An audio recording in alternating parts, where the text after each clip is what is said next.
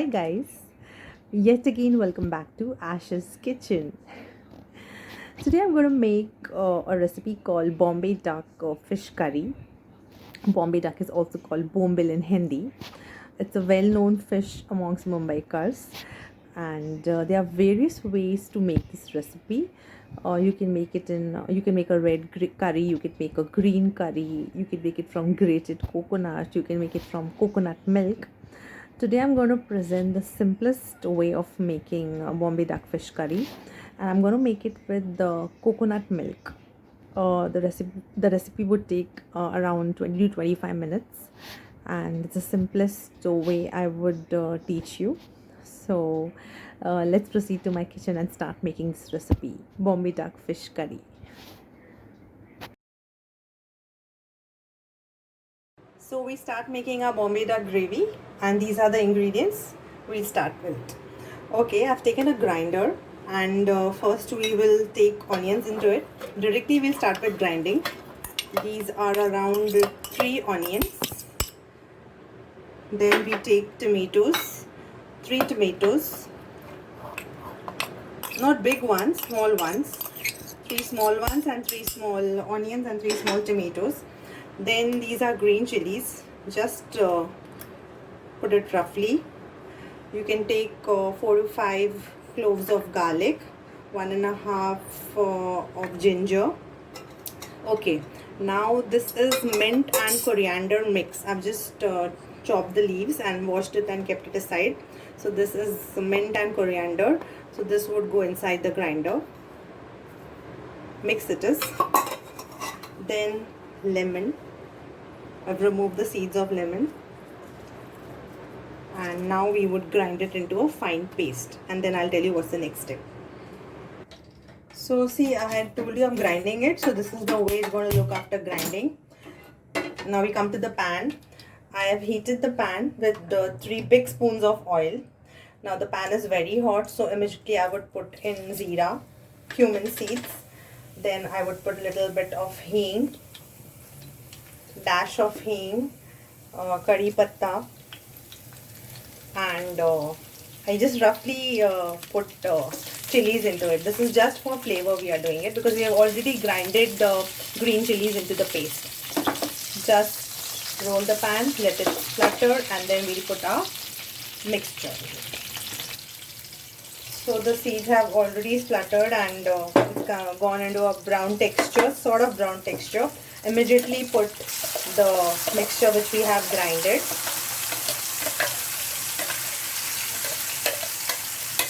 And don't put water now into the mixture. We'll stir fry the mixture well, so that the rawness of the onions and tomatoes gets vanished fast after stirring it into oil. It's an around 4 to 5 minutes process. The rawness would go off. The masala is getting made. I'll show you this. These are around 5 Bombay ducks, and I have washed it and cut it into 2 pieces, into 2 big chunks. Okay, now this is tamarind. I have soaked the tamarind in water, and then we would be using the water into the gravy. So let it soak for 15 to 20 minutes, and then we'll squeeze and remove the water from it as well. This is coconut milk. I use coconut milk in fish gravies. You can also use good fresh coconut and mix it in the grinder with these ingredients, but this suits me fine, and it gets a good texture to the gravy, so I make it with coconut milk. So this masala is getting cooked. In meanwhile, we would put salt as required. Then goes turmeric powder, which is a must in this fish gravy. Okay, this I will put. This is coriander powder, coriander and cumin mix powder. This is dhania zeera, which you call it. So this I put in good amount, 2 spoons, because this is actually going to give the masala to the gravy. Keep on stirring it so that the tomato and onions don't stick to the base. Then goes red chili powder, 2 spoons. Okay. Now fish masala is easily available in the market. So I put it into my fish gravies. So this I will put around 2 spoons. In case if you do not have fish masala, you can also put chicken masala or mutton masala, because the ingredients are almost the same. So we'll stir it till the oil separates from the mixture, and then we'll proceed. So as you can see, the rawness has almost gone and it started leaving oil droplets at the center of the pan. So this is the time when I would put the coconut milk, which I have already taken in a bowl. It would be around half a bowl, and then I would give it a mix.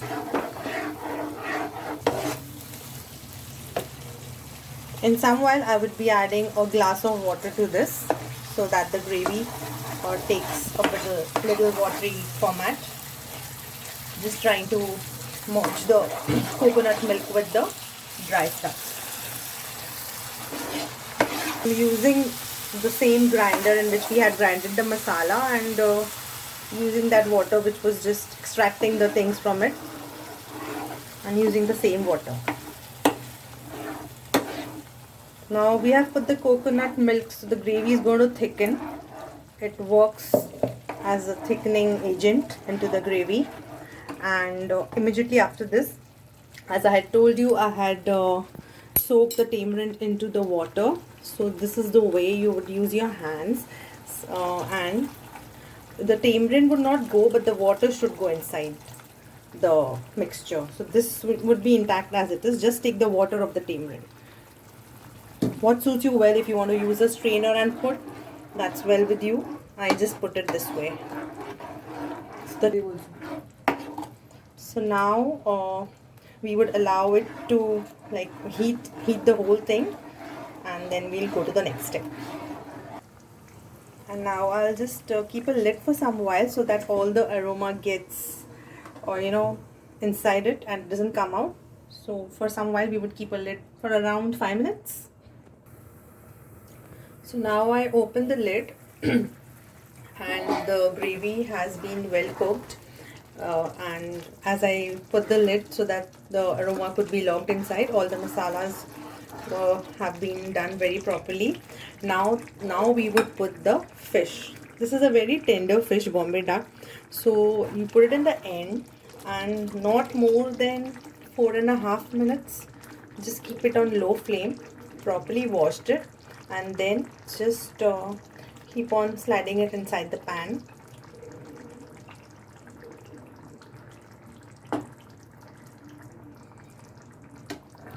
Slightly, now you don't give a rough toss, because we have put the fishes are very tender.